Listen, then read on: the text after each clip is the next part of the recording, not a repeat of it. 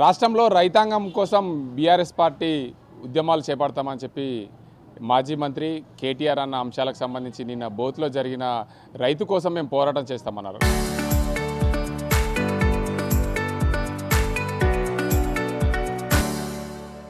రాష్ట్రంలో కాంగ్రెస్ పార్టీ అధికారంలోకి వచ్చిన తర్వాత రైతాంగం కోసమే పాటుపడుతున్నామని చెప్పి ఓవైపు రేవంత్ రెడ్డి చెప్తున్నారు. దాంతోపాటు రాష్ట్ర కాంగ్రెస్ నాయకులు కూడా చెప్తున్న పరిస్థితి. మనతో మాట్లాడేందుకు రాష్ట్ర seed corporation chairman Anvesh Reddy ఉన్నారు. వారు చెప్పండి, నిన్న బోత్లో ఏదైతే కేటీఆర్ అన్న అంశాలకి రాష్ట్రంలో యూరియా యాప్ను బంద్ చేయాలి, రాష్ట్ర రైతాంగం కోసం మేము పోరాటం చేస్తామన్నారు. అంటే ఆయన నిజంగా వ్యవసాయం చేసుకొని రాష్ట్రంలో చదువుకొని ఉండి ఉంటేనేమో ఆయనకు పరిస్థితి తెలుస్తుండే వ్యవసాయం మీద. ఇప్పుడు గత 10 సంవత్సరాల అధికారంలో ఉన్నప్పుడు కొనుగోలు వ్యవస్థ ఎంత నిర్వీర్యంగా ఉందో ఆయన కాన్స్టిట్యున్సీలో నేను తిరిగి చూసిన.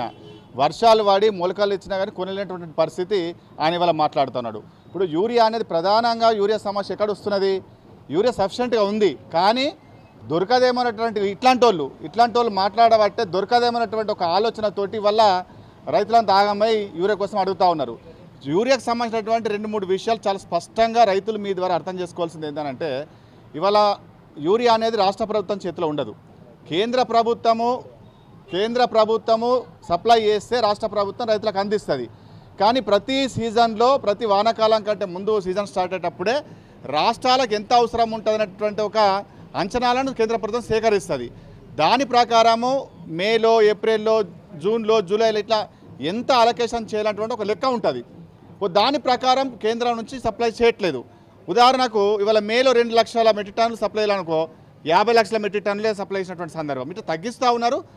వాస్తవానికి కేంద్ర ప్రభుత్వం యూరియాను కంప్లీట్గా తగ్గించేటట్టు ఒక ఆలోచన ఉన్నది. ఇప్పుడు యాప్ అని పెట్టడం వల్ల ప్రతి ఒక్కరికి దొరికేటటువంటి పరిస్థితి. యాప్ లేకపోతే ఇవాళ నాలంటాడో నీలంటాడో తెలిసిన వాళ్ళే ఇళ్లలో 5 అవసరం ఉంటే 100 పెట్టుకునేటువంటి పరిస్థితి ఉన్నది. యాప్ వల్ల ఏమవుతుంది, ఎవరికి అవసరం ఉంటే వాళ్ళకు వచ్చినట్టుంది. అంటే ఏ పంటలు వేసుకుంటున్నారు, ఎంత మోతాదులు అంటే ఎన్ని ఎకరాలు వేసుకుంటున్నారు, ఎంత అవసరం అనే దాని ప్రకారం ఇవల్ల వ్యవసాయ అధికారులు దాని ప్రకారం ఇస్తూ ఉన్నారు. కాకపోతే ఎక్కడ సమస్య వస్తుందంటే, ఎగ్జాంపుల్ నేను నిజామాబాద్ చెప్తా ఉన్నా. నిజామాబాద్ జిల్లాలో ఈ వానాకాలానికి 80,000 మెట్రిక్ టన్నులు కావాలా, కానీ ఇప్పటికే 40,000 డిస్ట్రిబ్యూట్ అయిపోయింది. అంటే సగానికి సగము రైతుల చేతులకు వెళ్ళిపోయింది. మిగిలిన వాళ్ళకు వస్తుంది, కానీ ఇక్కడ రాదేమనేటువంటి ఒక ఆలోచనతోటి ఇట్లాంటి వాళ్ళు ఆగం చేసేట్లతోటే ఇవాళ రైతులు ఆగమై యూరియా దొరకదేమనేటువంటి ఒక ఆలోచన ఉంది. కానీ యూరియా యాప్ వల్ల ఇవాళ ప్రతి ఒక్కరికి దొరికేటటువంటి పరిస్థితి. లేకపోతే ఇట్లాంటి వాళ్ళు ప్రచారం చేయడం వల్ల సొసైటీలో 3 గంటలకు లేసి లైన్ పెట్టేటువంటి పరిస్థితి. ఇవాళ బుక్ చేసుకుంటే 24 గంటలు లేదా 72 గంటల వరకు కూడా వాళ్ళ పేరు మీద అక్కడనే ఉంటుంది, తీసుకొచ్చుకోవచ్చు. మిగిలిన వాళ్ళకు కూడా అందరికీ వస్తుంది. ఒక సమస్య ఎక్కడ వస్తుందంటే, దాన్ని ఖచ్చితంగా ఒక యాప్ తీసుకొచ్చినప్పుడు, ఒక కొత్త విధానం తీసుకొచ్చినప్పుడు ఎప్పుడైనా స్టార్టింగ్లో కొన్ని సమస్యలు అనేవి వస్తాయి. ఆ వస్తున్నటువంటి సమస్యలను ఎట్లా అధిగమించాలనేటువంటి ఒక ఆలోచనతో ప్రభుత్వాలు ముందుకెళ్తాయి. ఇవాళ నిజామాబాద్ జిల్లా యూనిట్ ఉండే, జిల్లా వారిగా యూనిట్ ఉండే అన్ని జిల్లాలలో, అది మండల యూనిట్ చేసిండ్రు. మేము అడుగుతూ ఉన్నాం, సొసైటీ యూనిట్ చేయమని అడుగుతున్నాం. అది ప్రభుత్వం టెక్నికల్గా ఒక ప్రాబ్లం ఉన్నది ఆన్లైన్ సిస్టంలో, దాన్ని సెట్ చేస్తూ ఉన్నారు. ఇప్పుడు నడుకుడ సొసైటీ ఉందనుకోండి, నేను నడుకుడ సొసైటీని వేరే ఊరికి ఎందుకు పోవాలి, వేరే గ్రామాలు మా దగ్గరికి ఎందుకు రావాలంటే ఒక క్వశ్చన్ వస్తుంది. అది ప్రాక్టికల్గా వస్తున్నటువంటి సమస్య. దీన్ని అధిగమించడానికి మేము గౌరవ వ్యవసాయ శాఖ మంత్రి అట్లే ముఖ్యమంత్రి అందరితో మాట్లాడినాము. ఇది సొసైటీ పరిధిలో తీసుకొస్తారు కాబట్టి అప్పుడు ఎక్కడ కూడా సమస్య ఉండదు. స్టార్టింగ్లో కొంత ఉంటుంది. ఇప్పుడు సమస్య వస్తుందని సృష్టించడం వల్లనే సమస్య. 80,000 నిజామాబాద్లో ఎగ్జాంపుల్ 80,000 మెట్రిక్ టన్నులు అవసరం ఉంటే 40,000 తీసుకుపోయినరు. ఇంకా నీకు యూరియా అనేది వేసుడు స్టార్టే కాలేదు. ఎక్కడ సమస్య వస్తూ ఉన్నది? ఇది కావాలని ప్రతిపక్షాల్లో ఒక అంశంగా వేసుకొని రైతుల్ని అయోమయానికి గురి చేయడం కోసము చేసినటువంటి తప్ప ఇంకోటిగా. అందుకని మీ ద్వారా రైతులకు విజ్ఞప్తి చేస్తూ ఉన్నాం. ఇక్కడ రైతులకు ప్రతి ఒక్కళ్ళు వేసిన పంటకు యూరియా అందించే బాధ్యత ప్రభుత్వం తీసుకుంటుంది. కానీ ఇక్కడ గుర్తుంచుకోవాల్సింది, కేంద్ర ప్రభుత్వం ఖచ్చితంగా యూరియాను తగ్గించేటటువంటి ఆలోచనలో ఉన్నది. కాబట్టి ఇది అర్థం చేసుకోవాలి. దేశంలో ఒక మన దగ్గర యాప్ కాదు, దేశం మొత్తం మీద బీజేపీ ప్రభుత్వం యాప్ తీసుకొస్తుంది. అది బీస్ కూడా తీసుకొస్తూ ఉన్నది, ఒక యూరియాకే కాదు అన్నిటి తీసుకొస్తుంది. కాబట్టి స్టార్టింగ్లో కొంత ఇబ్బంది అవుతుంది. క్రమంగా వస్తున్నటువంటి ఇబ్బందులు ఎక్కడ ఎవరికి ఏమి ఇబ్బందులు వస్తుందో దాన్ని అంతా కూడా సమీక్ష చేసుకొని అందరికీ ఇబ్బంది లేకుండా యూరియాను అందించేటువంటి కార్యక్రమం ప్రభుత్వం చేస్తూ ఉన్నది. అయితే మీరు సీడ్ కార్పొరేషన్ చైర్మన్గా ఉన్నారు. రాష్ట్రంలో నకిలీ విత్తనాలు వస్తున్నాయని చెప్పి ఓవైపు మాజీ మంత్రి నిరంజన్ రెడ్డితో పాటు మాజీ మంత్రులు అనేక మంది కూడా ఆరోపణలు చేస్తున్నారు కాంగ్రెస్ పార్టీ మీద. మీరేం చేస్తారు? అంటే నకిలీ విత్తనాలు అనేది వల్ల కాంగ్రెస్ పార్టీ ప్రభుత్వం ఏర్పడడానికనో గతంలో టీఆర్ఎస్ అంతకుముందు పాలించినటువంటి టీడీపీ అనేది వచ్చింది కాదు. ఇది చాలా సంవత్సరాలుగా నకిలీ విత్తనాలు అనేది సమస్య ఉంది. క్రమక్రమంగా ఏ ప్రభుత్వాలు ఉన్నా దాన్ని కట్టడి చేసుకుంటూ వస్తారు. మా ప్రభుత్వం వచ్చిన తర్వాత ఎంత కట్టడిలో అంత కట్టడి తీసుకొచ్చినాం. ఇలా నకిలీ విత్తనాలు వస్తే వాళ్ళ మీద ఎలాంటి చట్టపరమైన చర్యలు తీసుకునేటువంటి చట్టంలో యాక్టే లేదు, ఆ యాక్ట్లో ప్రొవిజన్ లేదు. ఇటీవల కేంద్ర ప్రభుత్వం తీసుకొచ్చినటువంటి చట్టంలో కూడా ఈ విత్తనాలకు సంబంధించిన దాంట్లో ఏదైనా నకిలీ విత్తనాలు తేలితే కాంపన్సేషన్ ఇచ్చేయాలనేటువంటి దాంట్లో పెట్టలేరు. దానికి అనుగుణంగా రాష్ట్రంలో రైతులకు విత్తనాల వల్ల నష్టం జరిగితే ఏ రకంగా వాళ్ళను ఆదుకోవచ్చు, ఏ రకంగా కాంపన్సేషన్ ఇవ్వచ్చు అనేటువంటి ఒక చట్టం తెచ్చుకోవాలంటే ఒక ఆలోచనతోటి ఒక కమిటీ వేసి, ఆ కమిటీలో నేను నాతో పాటు ఒక 5గురు వేసిన తర్వాత మేము ఒక డ్రాఫ్ట్ను తయారు చేసి ఇవ్వడం జరిగింది. అది రాష్ట్ర స్థాయిలో ఖచ్చితంగా చట్టం వస్తుంది. వాళ్ళ నకిలీ విత్తనాలు ఎక్కడ వస్తున్నది? కేవలం ఒక పత్తిలో వస్తుంది. అది కూడా ఉమ్మడి ఆదిలాబాద్ జిల్లాలో ఎక్కువ వస్తుంది.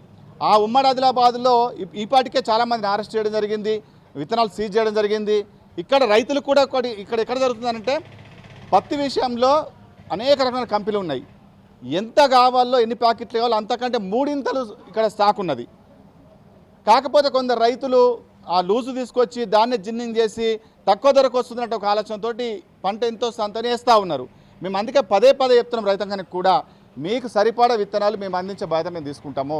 ఏ కంపెనీ కావాలంటే ఆదిలాబాద్లో ఒక కంపెనీ మీద డిమాండ్ ఉంటుంది, వరంగల్లో ఇంకో కంపెనీ ఉంటుంది, నిజామాబాద్ ఇంకో, అట్లా ఏ ప్రాంతానికి వాళ్ళు అడుగుతున్నటువంటి విత్తనకు అనుగుణంగా ఇవాళ ప్రభుత్వం సప్లై చేయడానికి సిద్ధంగా ఉన్నది.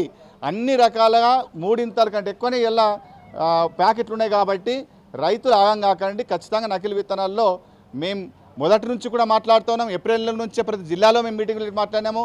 కొంత ఆదిలాబాద్లో ఈసారి చాలా పకడ్బందీగా అరెస్ట్ చేయడం జరిగింది, సీజ్ చేయడం జరిగింది. నకిలీ విత్తనాల్లో మేమే రైతాంగానికి మనం చేస్తున్నటువంటి నకిలీ విత్తనం లేకుండా అందకుండా చేస్తున్నటువంటి చర్యలు మేము ముందున్నాం. బీఆర్ఎస్ పార్టీలో లేదు. కనీసం చట్టం తేవాలంటే ఆలోచన కూడా అన్నది లేదు. కానీ ఇవాళ మేము చట్టం తీసుకురావాలంటే ఒక ఆలోచనతోటి ఇలా డ్రాఫ్ట్ని తయారు చేసినాం. రేపు అసెంబ్లీలో పెట్టబోతా ఉన్నాం. ప్రధానంగా రాష్ట్ర ప్రభుత్వము సన్నాలు కొంటామని చెప్పి గతంలో 33 రకాల సన్నాలకు ప్రభుత్వం కొంటామని చెప్పి ఈసారి 7 రకాల సన్నధాన్యాన్ని కొంటాం. ఇప్పటికే ఖరీఫ్ సీజన్ ప్రారంభమైంది. చాలామంది నార్లు పోశారు. కొన్ని ప్రాంతాల్లో వర్ణి తదితర ప్రాంతాల్లో ఇప్పటికే నాట్లేసిన పరిస్థితి. అంటే ఇక్కడ మనం అర్థం చేసుకోవాల్సింది, వరి సాగు అనేది విపరీతంగా పెరిగిపోయింది. ఇవాళ 1,35,00,000 సాగు చేస్తే 60 లక్షల ఎకరాలు వరి వేస్తున్నాము. అట్లనే కాటన్ 40 లక్షలు వేస్తూ ఉన్నాము. యాసంగిలో కూడా 60 లక్షల కంటే ఎక్కువ, వానాకాలం కంటే ఎక్కువ యాసంగిలో వరి సాగు అవుతూ ఉన్నది. దీనివల్ల ఏమవుతుంది? వరి విత్తనాలలో 100 రకాల విత్తనాలు ఇవాళ రైతులను ప్రలోభాలు పెట్టి అధిక దిగుబడి వస్తున్నట్టు ఒక ఆలోచనతోటి రకరకాల పేరుతో వచ్చిన విత్తనాలు వాడుతూ ఉన్నారు. ఇది ఎక్కడ సమస్య వస్తుంది? కొనుగోలుకు వచ్చినప్పుడు నూక అవుతుంది, అవుటర్ వస్తలేదు, లేకుంటే దీనికి డిమాండ్ లేదు అనేటువంటి ఒక సమస్య వస్తూ ఉన్నది. కాబట్టి దీనికి క్రమంగా డిమాండ్ ఉన్న దానికి పరిమితం చేయాలంటే ఒక ఆలోచన ప్రభుత్వం చేసింది. మొదట 33 రకాలు, ఇది సన్న బియ్యము కొనడానికి ఈజీగా ఉంటుంది అనేటువంటి ఒక ఆలోచనతో 33 రకాలు చేసిండ్రు. చివరికి మన రబీలో చూసినాం, నూక అవ్వడంతో కొనుగోలులో సమస్య వచ్చి రకరకాలుగా ఇబ్బంది పడే పరిస్థితి చూసినాం. కాబట్టి దీన్ని డిమాండ్ ఎక్కడ ఉన్నది, ఎవరు ప్రజలు ఏ రకం తినగలుగుతూ ఉన్నారు, ఎక్స్పోర్ట్ చేస్తే ఏ రకం పోతుంది, మిల్లర్లు ఏది ఇస్తే మిల్లర్ల దగ్గర తీసుకోగలుగుతారు అనేటువంటి పూర్తిగా సమీక్ష చేసిన తర్వాత మొదట 8 రకాలు అనుకున్నాం, తర్వాత 7 రకాలు చేసినాము. ఇది ఇప్పుడు చేసింది కాదు, ఏకైకిన నిన్న మొన్న వేసినటువంటి ఆలోచన కాదు. ఏప్రిల్ కంటే ముందే దీని మీద ఒక స్పష్టమైనటువంటి నిర్ధారణకు వచ్చిన తర్వాత నేనే స్వయంగా దాదాపు 20 జిల్లాలు కలెక్టర్ ఆఫీస్లో డీలర్లను పెట్టి, రైతులను పెట్టి, అనేక రకాలటువంటి జనాలను పిలిచి ఇలా డిమాండ్ ఉన్నటువంటి పంటను వేసుకోండి, కొనుగోలు ఇబ్బంది రావద్దు, ఇవాళ ఏకాఏకిన అందరు వరికి వెళ్ళిపోయిన తర్వాత ఏ ప్రభుత్వాలైనా కొనుగోలుకు ఇబ్బంది అవుతుంది. కాబట్టి ఆ రైతు పండించినటువంటి పంట ప్రభుత్వం కొనుగోలు చేయాలా, లేదా బయట అమ్ముకుంటే కూడా మార్కెట్ ఉండాలా. అందుకని దానికి అనుకూలంగా ఏదికి డిమాండ్ ఉన్నదంటే ఒక 8 రకాలు మనము ప్రమోట్ చేయడం జరిగింది. ఆ 8 రకాలనే అందుబాటులోకి తీసుకురావడం జరిగింది. కాబట్టి ఎక్కడ కూడా ఇబ్బంది లేదు. మీరు అంటున్నారు నారు వసిరు అంటున్నారు, నేను ఏప్రిల్ నుంచే తిరిగినా ఈ పాటికే ఏ రకం అనేది ఎక్స్పోజ్ అయిపోయింది. చాలామంది రైతులు వాటిని తీసుకున్నారు.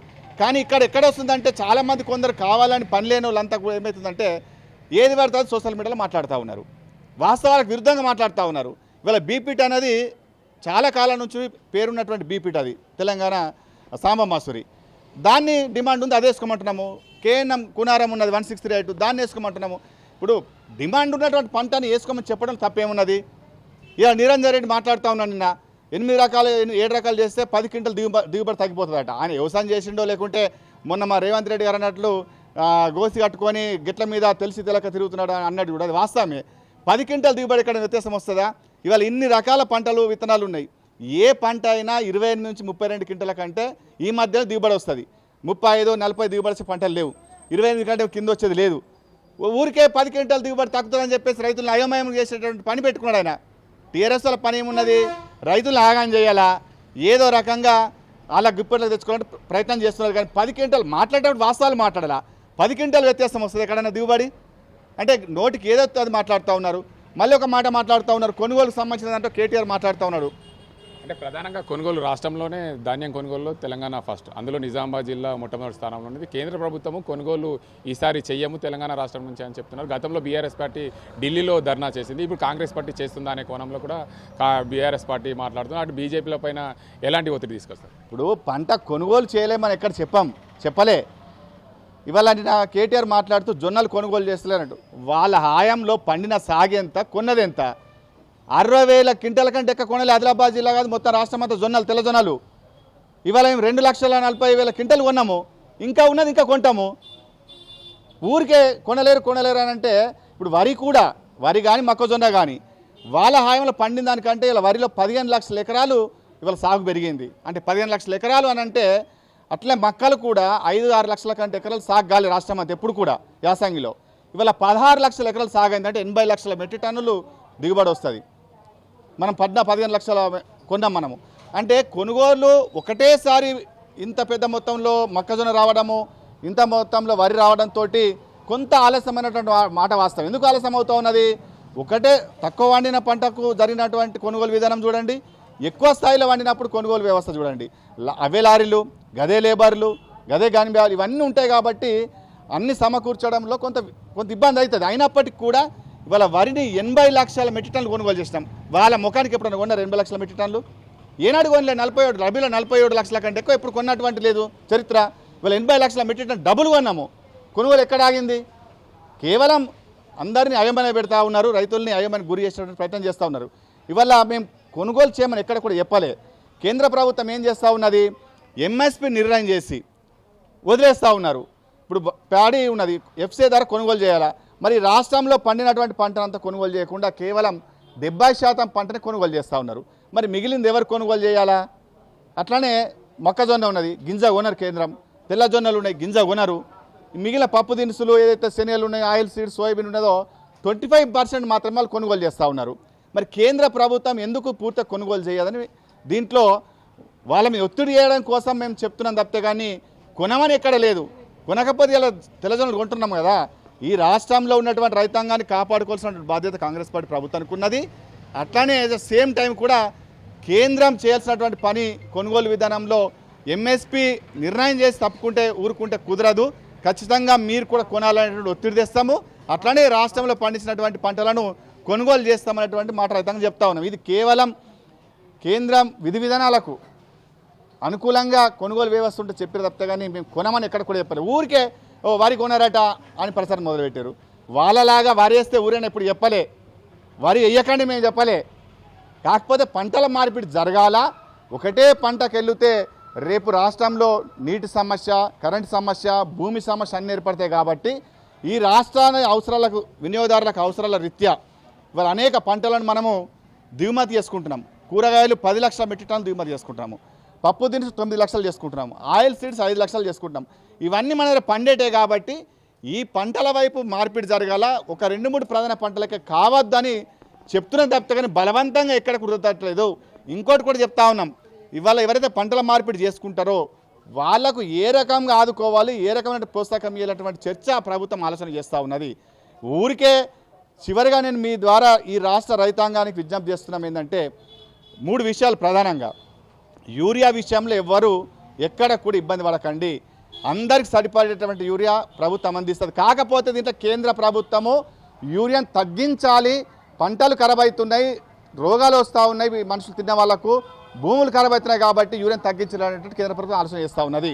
కాబట్టి ఇవాళ రాష్ట్రానికి సరిపడే ఎవరికి ఎంత కావాలో అంత అందించడానికి ఉంది. కాబట్టి మీరు ఆగం కాకండి. యాప్లో ఇంకేమైనా ఇబ్బంది అయితే దాన్ని సవరించి ఈజీగా ఉండేటటువంటి మెథడ్ని ప్రభుత్వం తీసుకొస్తూ ఉన్నది. వరి విషయంలో కూడా 7 రకాలు అందుబాటులో ఉన్నాయి. ఇది ఏప్రిల్ నుంచి చెప్తా ఉన్నాం కాబట్టి మీరు తొందరపడి ఏది పడితే అది పెట్టకండి అని చాలా స్పష్టంగా చెప్తా ఉన్నాం. కొనుగోలు విషయంలో ఖచ్చితంగా ప్రభుత్వం ఎక్కడ కూడా వెనుకంజ వేయదు. కాకపోతే కేంద్ర ప్రభుత్వం ఎంఎస్పీ నిర్ణయం చేసి వదిలేస్తుంది కాబట్టి ఆ కేంద్రం మీద ఒత్తిడి తీసుకురావాలనేటువంటి ఉద్దేశం మాత్రం ప్రభుత్వానికి ఉన్నదనేటువంటి మాట ఈ రాష్ట్ర రైతాంగం చెప్తా ఉన్నాం. Okay, thank you. మొత్తానికి చూసుకోవచ్చు, కేంద్రంలో ఏదైతే తెలంగాణ రాష్ట్రంలో రైతాంగం కోసం పాటుపడుతున్నాం, రాష్ట్ర ప్రభుత్వము తెలంగాణలోనే అత్యధికంగా, దేశంలోనే తెలంగాణ రాష్ట్రం అత్యధికంగా ధాన్యం కొనుగోలు చేసిన ధాన్యానికి సంబంధించి ఎక్కడ కూడా ఇబ్బందులు లేవు, పూర్తి స్థాయిలో ధాన్యం కొనుగోలు చేస్తాం. కేంద్ర ప్రభుత్వం ఏదైతే ధాన్యం ఎంఎస్పీ ఇచ్చి ధాన్యం కొనుగోలు చేయడంలో విఫలమవుతుంది, ప్రతి పంట ఏదైతే ఎంఎస్పీ ఇచ్చిన పంటలని కూడా కేంద్ర ప్రభుత్వం కొనుగోలు చేయాలి. మరోవైపు రాష్ట్ర ప్రభుత్వం ఏదైతే ఇప్పటికే రాష్ట్రంలో ఉన్న బీఆర్ఎస్ పార్టీ రైతాంగాన్ని ఆగం చేసింది, ఎక్కడ కూడా ఇబ్బందులు లేకుండా రైతులకు సరిపడా యూరియా అందజేస్తున్నామని చెప్తున్నారు రాష్ట్ర Telangana seed corporation chairman Anvesh Reddy. ఇది ఇక్కడ పరిస్థితి. కనుక సజింతో గంగారెడ్డి, RTV నిజామాబాద్.